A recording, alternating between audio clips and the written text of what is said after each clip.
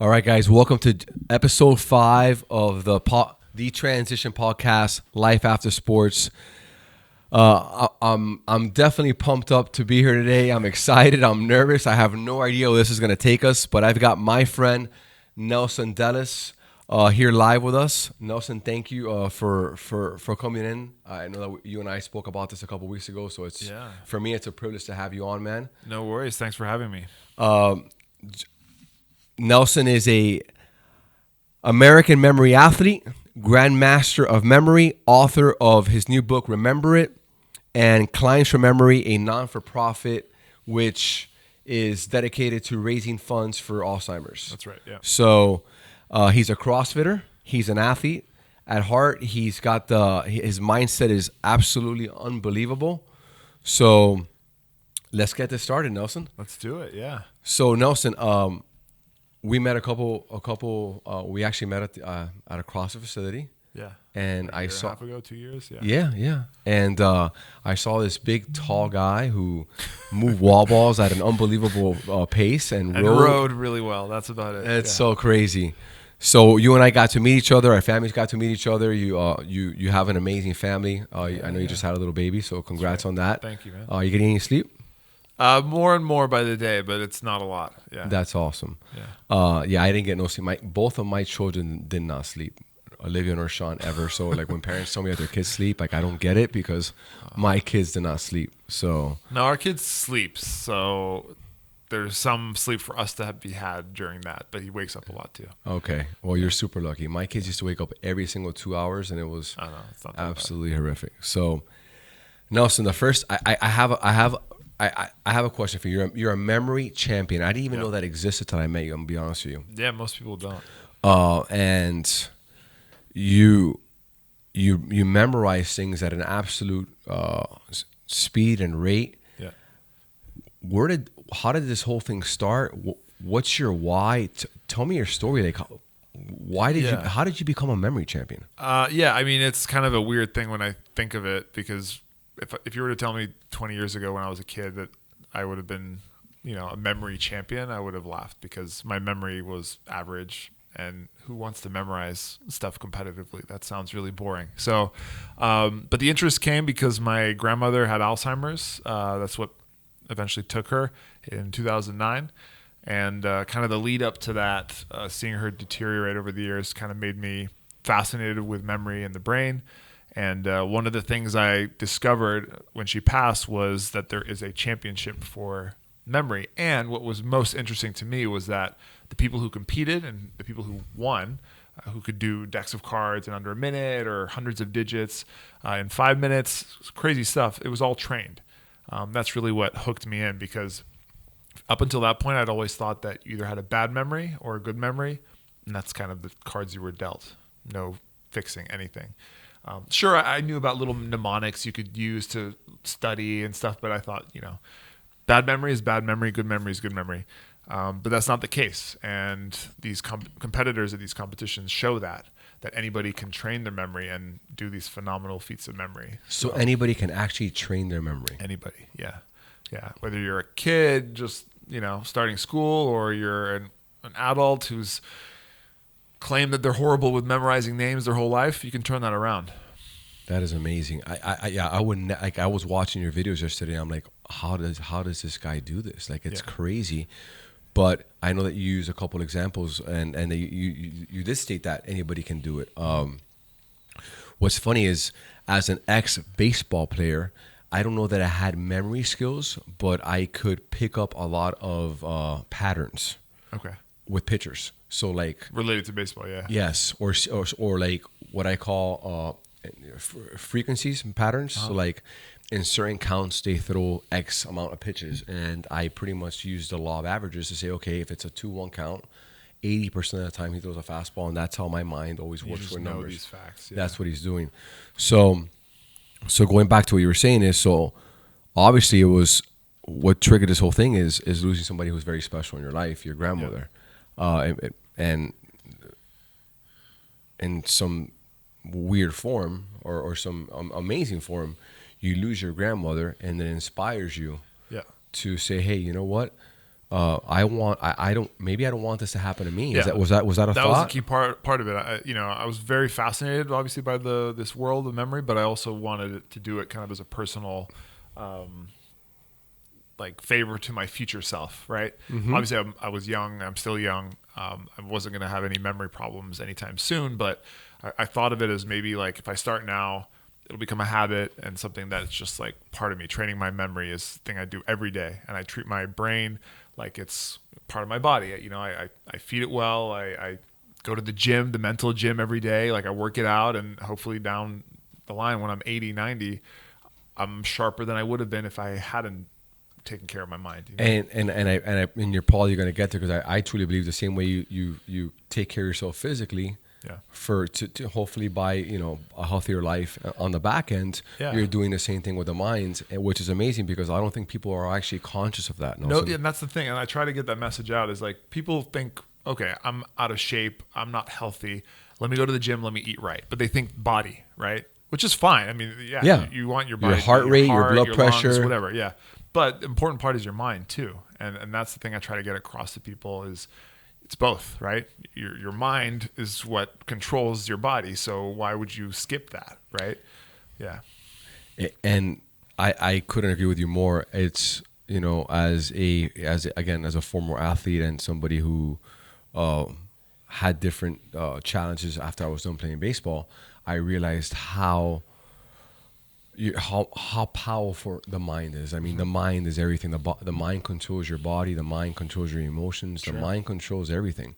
And it's a tool. It's an instrument that I believe God gave us for a reason. It's here to use it at your benefit. It's not there to hurt you or harm you. But if you're not conscious of that, it can actually maybe do you harm if you're not taking care of it. Right? Yeah. I mean, if you're not exercising your mind, are there any repercussions later on in life that can affect it? Well, is science telling us that? There's no definitive studies. There's studies that kind of show both that, keeping your mind active doesn't really do anything, but I believe it does. And there are studies that show that. I always think that if you're keeping your mind active and training it, if you are destined to get Alzheimer's, that maybe that would be pushed back further, right?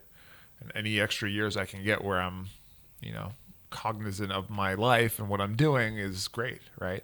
Because you think if you don't remember anything and you're suffering from dementia, not that your life is over, but I can't imagine it being a very experiential life at that point for the person, Well, it's funny you mentioned dementia, so I lost my grandmother to dementia. Oh, I didn't know that. And it hurt me like crazy because my grandmother raised me. Yeah.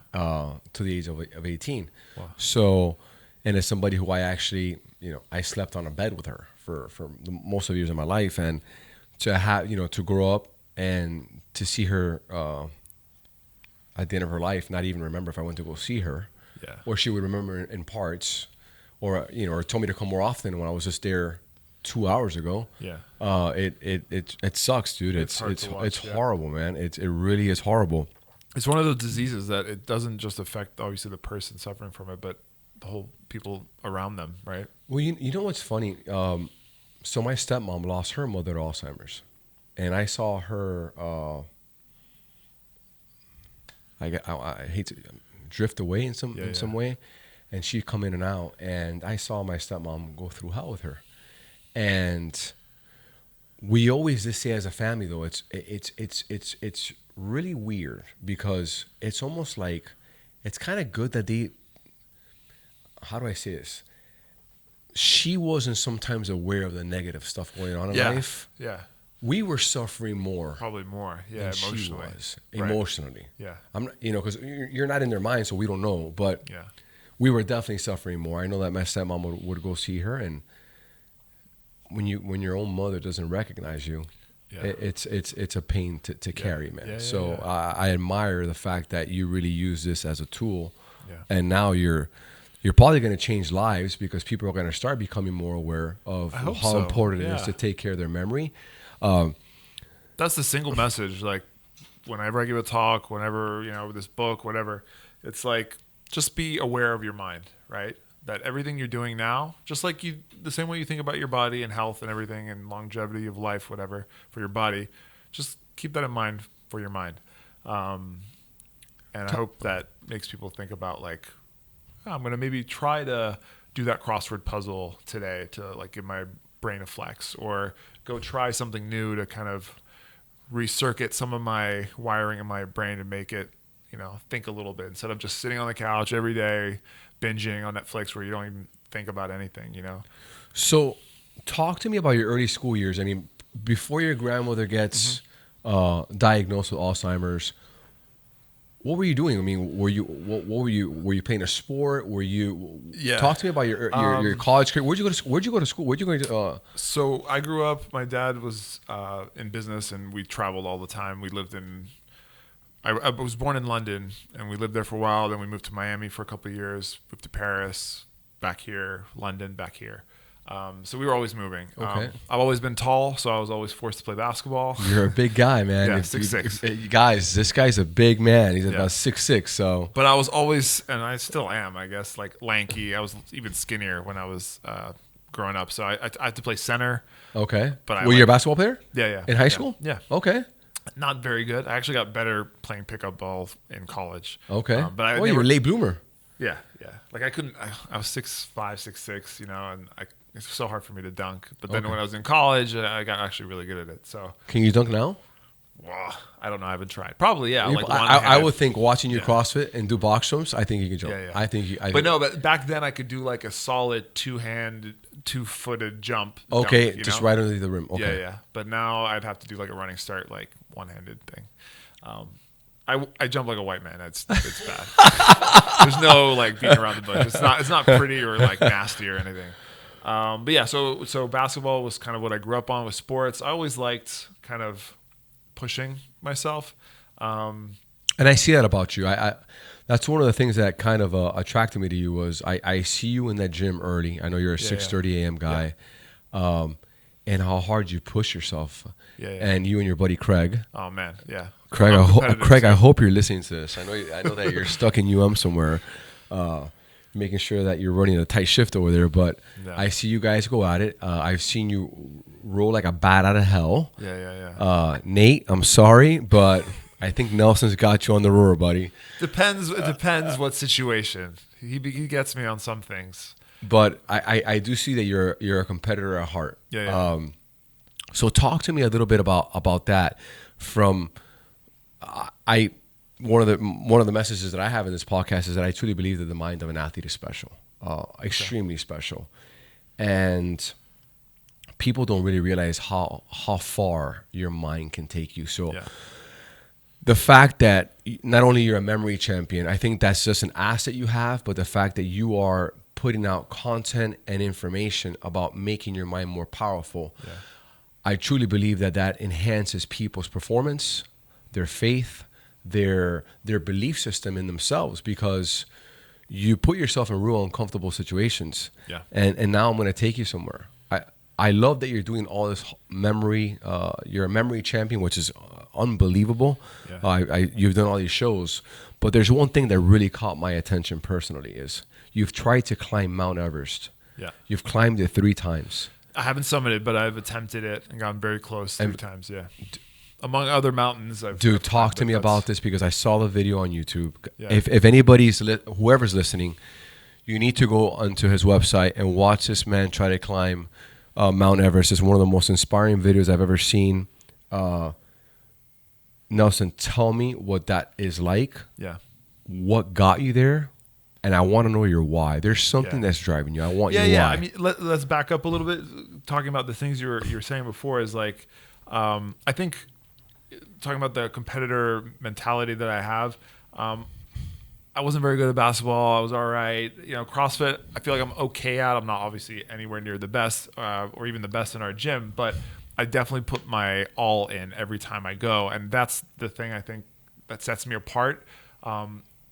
It doesn't really translate well to CrossFit because there's people that are stronger and physically better built for it. But memory is where I took that, and it happened to make me shine, right? So I guess that comes from, I've always been fascinated where you can push to the limit of things. I went to UM and studied physics, which is really hard. And I never said to myself that I was good at physics or just grasped like math and science, but it was stuff that I like saw as a challenge, and I would go home and just study, and try to like hack the tests, like try to win the best score in the class, So like when you were studying for these exams, in your mind, you're thinking, Yeah, it was like a competition. I'm going to get the best grade. Yeah.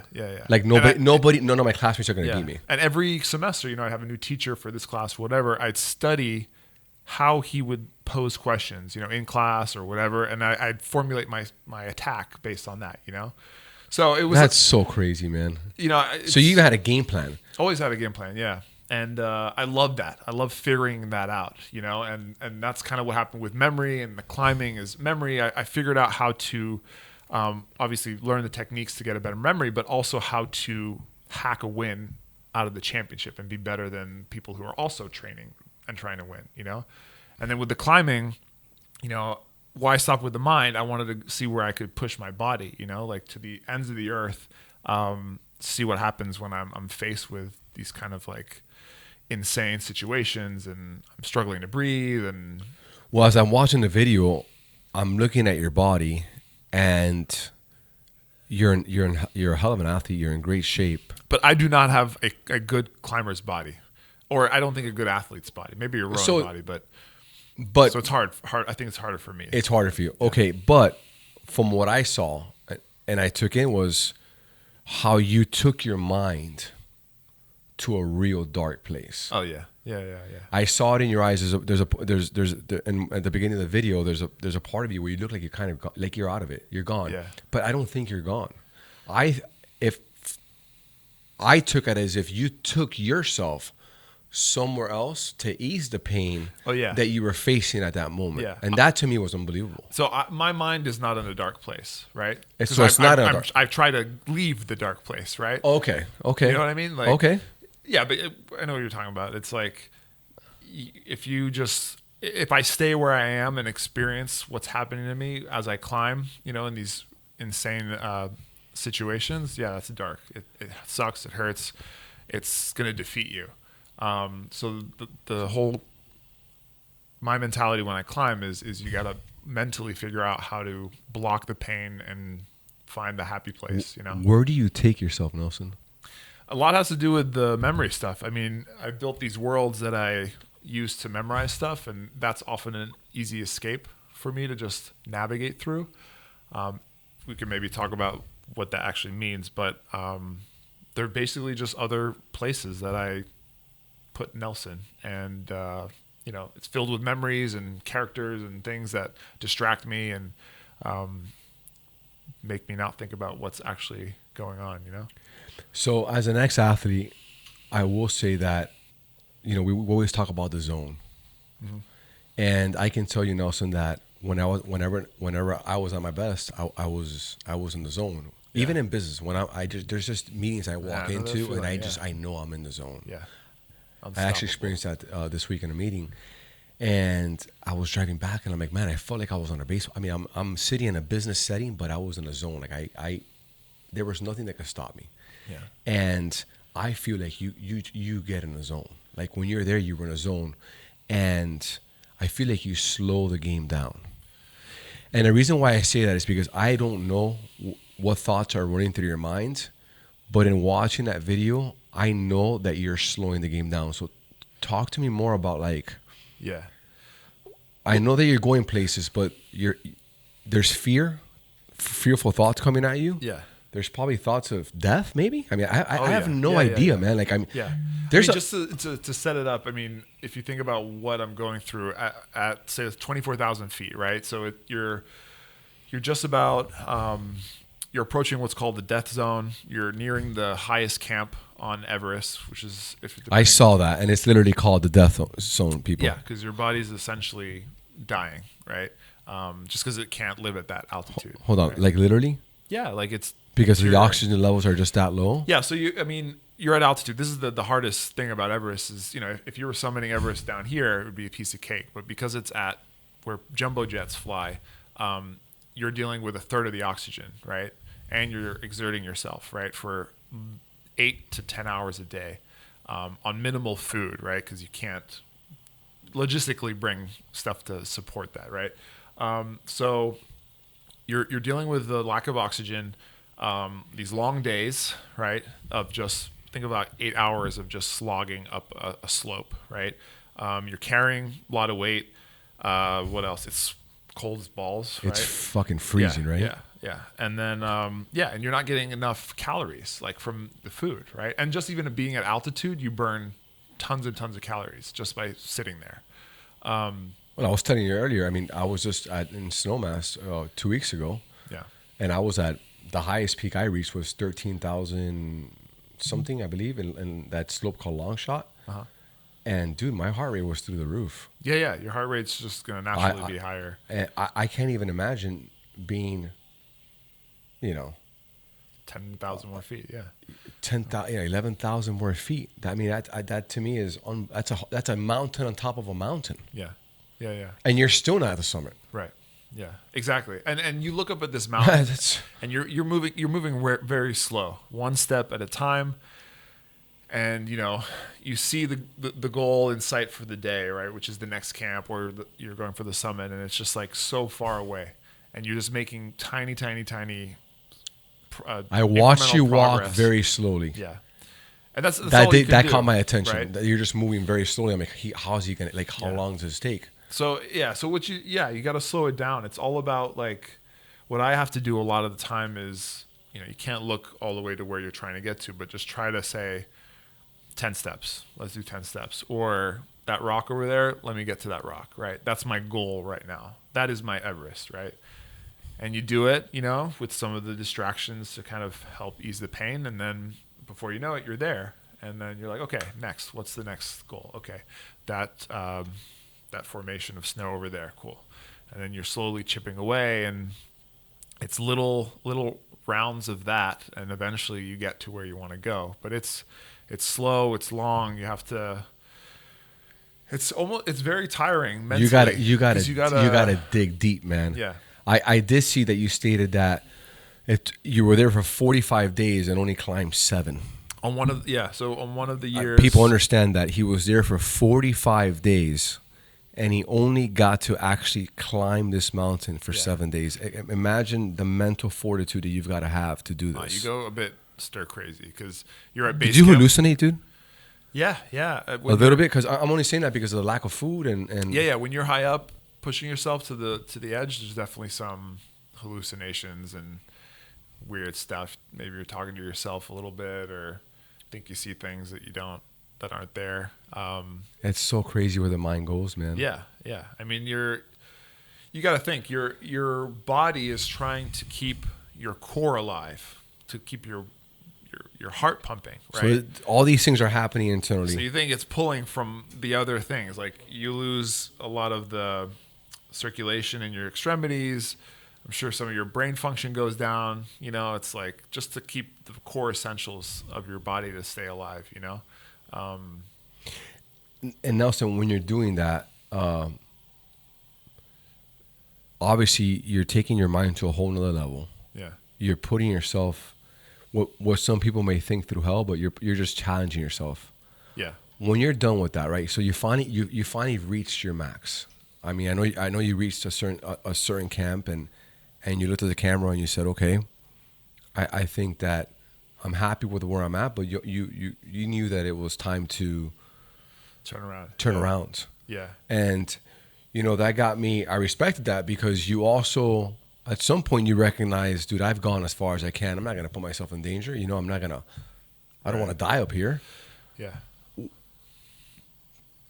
Talk to me about that transition, because now you were that close, man. You smelled it. Yeah. Because I saw you say, I can see the summit. I think there was one point in the video where you said, okay, you wanted some rest, but you caught a second wind. Yeah.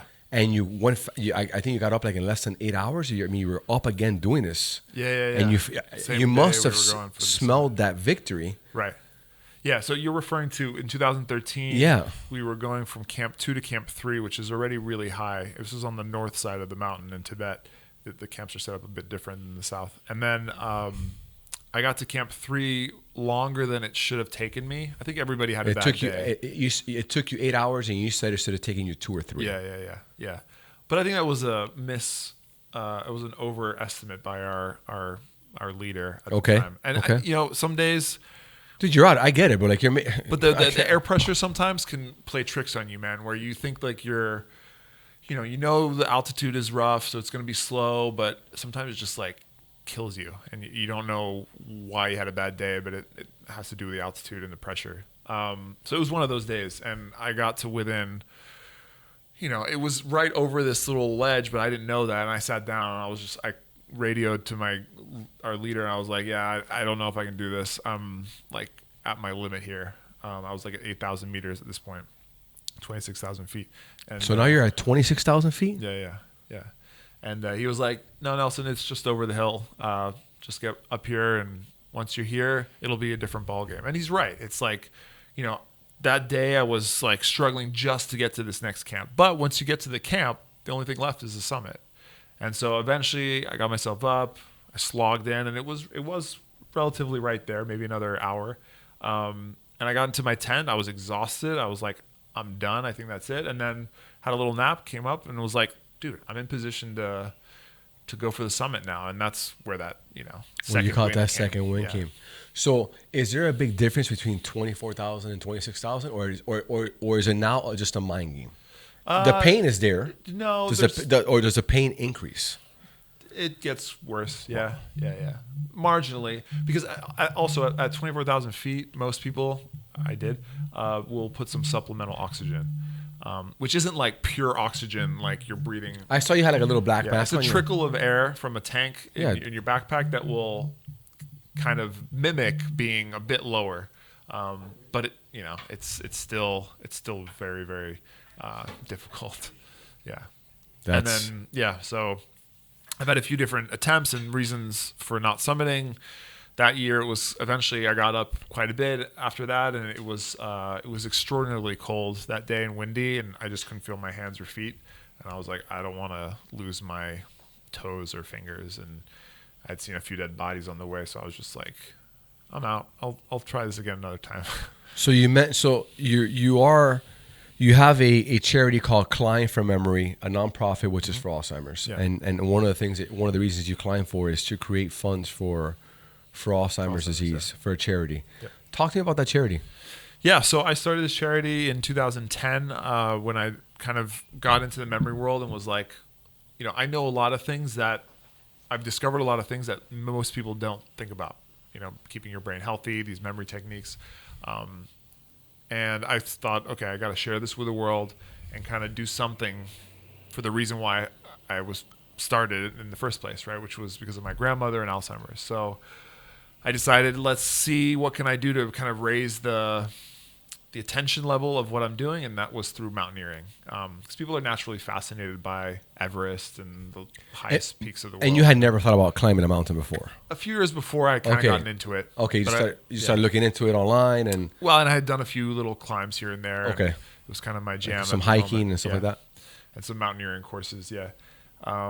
So then, it just made sense to kind of meld it all together, climb these mountains, get people to turn their heads and say, "Ooh, that's impressive." And then I'd be like, hey, here's a little bit of information about Alzheimer's and what you can do to keep your brain healthy, and if you'd like to make a donation towards research, please do. So that's amazing. That is man, that one really caught my attention, because I mean, you haven't done it once, you haven't done it twice, you haven't done it a third time. Do you plan on doing it a fourth time? No, fourth time is coming. Hopefully I'm planning for it next year. You're planning for next year. Yeah. My wife's asking for a second kid, so I gotta thread the needle. Oh my God, somewhere in between before. She's gonna be so nervous. She's not gonna enjoy it, but she's very supportive. So living in South Florida, you're on the opposite spectrum. You live in the flattest ground, and we live pretty much on an island, on a peninsula. How do you leave Florida when you start training for this, or do you do anything special down here? No, I mean, Mountaineer is weird because it's like, you got to be physically strong, and I think I get that from CrossFit, right? Okay. I'll tweak my workouts a little bit before a climb where I'm doing more legs, more back. I don't have to care about my arms. Got it. And actually, I don't want to be super muscular because You're heavier? muscles. Well, yeah, heavier, and muscles require oxygen. Dude, I mean, it's inspiring. It's definitely inspiring what you're doing, and I can only imagine the information that book's going to give for people, especially. I hope so. Yeah. I tend to see older folks who are always doing like crossword puzzles and like certain things, and if you ask them why they're doing this, you know, when you walk, we happen to insure clinics and whatnot, and I walk into these clinics and I see the people while I'm waiting in the conference room for the people I got to deal with. Yeah. And you see all these older people, you know, doing a crossword puzzle Sure. and this and that. Yeah. And all telling you, I'm just working on my memory and Keeping your mind sharp. yeah. Yeah. I want to talk to you about food. Okay. You mentioned food as being an important asset to your brain. Yeah. Can you share with our listeners exactly what type of food you should be eating that's healthy for your brain? Yeah, and I've experimented with different things. I'm not the best when it comes to eating perfectly. I love pizza. I'm not giving up pizza though. Me too. Yeah. Okay. But actually, so one of the things I try to keep in my diet that's probably the most beneficial for brain health is DHA omega-3. So you can find that Fish in oil. like fish oil. Yeah, they have So- algae, like vegetarian versions of it, or they have foods even that have it in it, like milk or eggs and stuff. There's different ways you can administer that to yourself, but it's a fatty acid that you naturally find in your brain, and it helps with memory. like, your sharpness. Yeah. Like it coats your brain. It's funny because I'm not taking fish oil now, but anytime that I've ever taken fish oil, I feel like it coats. Yeah, Like, it yeah. kinda coats my I feel brain. a difference. I mean, every day when I train memory, I take a lot of detailed like stats on my performance, and I notice, you know, when I stop taking it versus I'm on it, there's a noticeable difference. There's a diet into becoming having a healthier brain. Yeah. So food impacts. For sure. And last year, I'm going to start again soon. I did keto for 2 months. I'd never felt sharper in my entire life. My business partner is doing keto. Yeah. And he was doing it to trim down and then get a better shape. Yeah. I did hear the other days now there's some research coming out that keto is great, but it also can, I think, damage some sort of, I don't know if it was they mentioned your kidneys or Okay. I'm not sure. Maybe. But Yeah. I mean, you I know- got to drink tons of water. I know Tim Tebow was a great athlete, Yeah. right? Was a big ketos guy. I heard his Yeah. podcast one day. The problem with keto, I guess, is that a lot of people just think they're doing keto, or they go all in. They're like, oh, I'm going to just eat tons of bacon and fat and whatever. But it's more, you got to be a little more diligent in how you track that and how I mean, not a lot of people think that you got to drink, what was it? It was half your weight in ounces of water, right? Half your weight of ounces in water. Yeah, right. Okay. So is that right? I think so. Yeah. So I'm like 230 or so. So, you know, I need about 115 ounces of water a day if I'm on keto, right? Because it is tough on your kidneys. So It's tough in your kidneys. if you're not drinking water, yeah. I got it. But as long as you're okay, so that's the key. Drink water. Yeah. Hydrate. Yeah, exactly. Which isn't bad advice in general. So I should try it, man. You know, Nelson, I've never had a diet. My mother-in-law, I did 2 CrossFit competitions, and I go, I'm gonna go paleo, and I think it was paleo maybe at 70%, if that. yeah. So the keto thing works. Like it's actually real. Yeah, you know what? For me and for Like you feel sharp mentally. You feel sharp. Oh, yeah. When you're CrossFitting. yeah, When at first there was like a bit of a keto flu. Like I felt very weak because my body was transitioning to burning fats. But once I was in it, I felt like I could.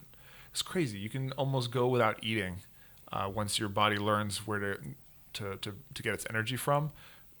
You know, I'd go to sleep at 9 p.m. and then wake up and not eat till lunchtime. You know, and feel fine, not like being hangry and like a pain in the ass, you know, to the world. Well, I mean, you always hear people say you're not hungry, your body's thirsty. People sometimes supplement and that food too. Yeah, for hydration. When I started, I just drink some water and be like, oh, I was just thirsty. Yeah. But So- it's what was I gonna say? I think the number one killer though for brain fogginess is the sugar. That's the thing that if you cut out all sugar, and you're very careful about what you eat that has, you know, refined sugars or whatever, and you try to limit that or cut it out entirely, that's where the brain health like goes to 11. So I'll tell you something. It's funny you mentioned brain fogginess. Sometimes when I get to the office and I'm intense, and I'm sure we all go through this in a different manner. Around 3:00, it always happens around 3:30, about 3:30. I do get a little foggy brain, man, where I'm just not as focused. And maybe I just need a break or whatever. But you know what I do? I grab a Cuban coffee, Okay. a cortadito, right? Yeah. And you're telling me to do the opposite, that the sugar's not good for it. Yeah, So no. it's like a short. Yeah, you get a little energy boost, sure, but then you're back to feeling like what's shit. next? You know, I need something else to get me to the next one. It's fascinating stuff. I was more into it when I was in it, and that's why I need to get back into it because I've stopped. But because that's the other thing, training for these climbs, I have to bulk up, like not muscle wise, but kind of like fat store wise, because I need to have stuff to burn. You know? Yeah, you definitely need some fat. I was studying Kelly Pierce was on the podcast last week, and I'm like, man, prior to the podcast, we were talking about CrossFit. I'm like, I need to eat carbs, man, or I don't feel energy. Yeah. But maybe I'm doing it wrong. Maybe I should try this whole keto thing and see how. Give it a go, man. Just 30 days. Try it. Maybe you can hook me up with like a little bit like a cheat sheet because I have no idea how to even do this. Yeah. It is a bit daunting to get started because you got to like measure things. There's apps to help you, but you got to like look at everything and say like, okay, this has this many carbs. I can't have it, or I can have very little of it. You also got to get the certain amount of fats, the healthy fats in your diet to make it And work. again, going back to all our listeners, all this is just literally helping his brain, keeping him his brain as healthy as can be. Now, I want to turn a little bit. Dennis, you're a 4-time memory champion. Yeah. You've won it 4 times. You've got 4 gold medals. Are there any other goals in mind? Are there records are there any records you're shooting for? I mean, what possibly More are you? could I do? What more can you do? Yeah, I mean, so one of the things I've been wanting to do the last 2 years is win one more time. Just You want 5? 5. You want to hold the hand up with the? That's right. Yeah. Okay. But it would be the most winningest in the U.S. For the memory championship. I'm tied currently for 4. Okay. With another guy who competed years ago, but 5 would put me at the top, and then So there he goes. Something's going to continue to push him to make sure that he's the only guy who's got 5. That's why, guys, the mind of an athlete is. I'm trying to beat It's special, man. the Craig of memory. You know. Okay. So I have one more than him. You got one more than him. Yeah. I assume that. When was the last time that gentleman competed? Or is he an older guy? He's retired. He's retired. He was okay. in the early years of the competition. Okay. Which is interesting because back then the records, like for all the events, were not a joke, but you know they pale in comparison to what people can do now. It's crazy. It's like any sport, you know. Like you had this record for that. You know the high jump, the 100-meter sprint, right? I always had or a 1-mile run, right? Was always capped at some impossible number. That's the unbeatable limit, and then. Nowadays, it's something completely unfathomable, 10, 20 years ago. Same with memory. That's amazing. So we're going for number 5, guys. We're going for 5 gold medals. Tell me more about, are there any memory, there's memory leagues. Obviously, you started somewhere. You didn't end up in, I want to call it the Olympics of memory. Are there any local clubs, local leagues that people should be wanting to go to, even if it's not to try to become a memory champion, but just to, let's say there's somebody out there right now who's listening to this and saying, man, you know what? I've noticed that I'm forgetting things. Like I'm a little bit like I'm concerned. Yeah. What advice would you give those people? Yeah, I mean, unfortunately, memory sports are still kind of small. Okay. It's not big enough that there are clubs everywhere, but there is a lot of interest. You should start a club, Nelson. I should, yeah. So actually, a few years ago, I started a company we created some memory software online, so people can go there and kind of like just play against each other, virtually, which is kind of a club, I guess. That's called Memory League. If people go to that website, memoryleague.com, they can check it out. And that's a fun way to kind of like train your memory every day. They're short little memory tests that you can challenge someone over the web with and, try to improve your scores daily. But yeah, I haven't, for the person starting out, I suggest, first of all, either my book or just look it up online, some of the basic techniques. They're very easy to learn. Where can they find your book again? I know it's on Amazon. Yeah, Amazon, Barnes and Nobles, most bookstores actually could probably all bookstores find have them? Okay. Yeah. I know you sold out. Yeah, but they're reprinting, so people can still get their hands on it. It's obviously an amazing book that's proven itself. Yeah, people are enjoying it, good reviews. Maybe it'll be a New York Times bestseller one day, Nelson. I hope so, but I think that would have happened already. I don't know how that works exactly, but who knows? Who knows, man? Maybe Oprah will read it one day. I have a feeling that Nelson, if this one doesn't become a New York Times bestseller, Nelson will find a way to write another book that will be a New York Times bestseller. I hope so. Yeah. So that doesn't doubt me one bit. Yeah. One last thing I wanted to say for the everyday person getting started. The important thing is, say you learn some of the techniques, is to then just use your memory, right? Every day, right? There's so many opportunities. You're meeting people, you're at work, trying to retain information. Don't write it down. Try to actually memorize it. Like when you go to the grocery store, something as simple as that, say, I'm going to memorize this list of 10 things that I need. Sure, it may add like 5 extra minutes to your day, but think about the benefits, right? You're training your mind and you're actively getting better at memorizing, and it should get quicker the more you do it. Learning people's names, someone gives you a phone number, you want to try to memorize it before you mindlessly put it in your phone, right? So make a conscious effort of it. Really, conscious effort, yeah. Just that alone will improve your memory. That's amazing. And then when you add these techniques in there, there's no limit to what you can do. Look, I have a question for you. Yeah. Why is it that I can remember a lot of people's numbers dating back to years? I mean, I can remember phone numbers of friends of mine's. Yeah. From back in elementary. You can. I can. Right. I can remember every single address that I lived in. And a lot of telephone numbers, but I struggle. You can now. No, I can now. Oh, you still can. I still can. I when I walk into a business deal, I don't even need a pen and paper. Yeah. I remember numbers. Why do I struggle remembering names? So it's awful. And sometimes I'm not afraid to admit this. I get embarrassed because I'm like I'm good with faces. Yeah. Excellent with faces.